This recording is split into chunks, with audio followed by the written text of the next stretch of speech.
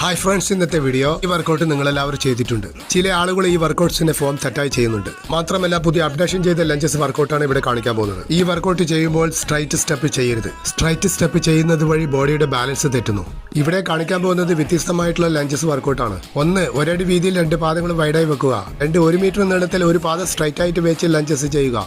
Beginners ഇതുപോലെ wait ഇല്ലാതെ practice ചെയ്യുക. ഈ വർക്കൗട്ട് ചെയ്യുമ്പോൾ യാതൊരു കാരണവശാലും ഷോർട്ട് സ്റ്റെപ്പ് വെച്ച് ലഞ്ചസ് ചെയ്യരുത്. ഇതിന്റെ ഫോംസ് തെറ്റിയാൽ മുട്ടുവേദന വരാൻ സാധ്യതയുണ്ട്.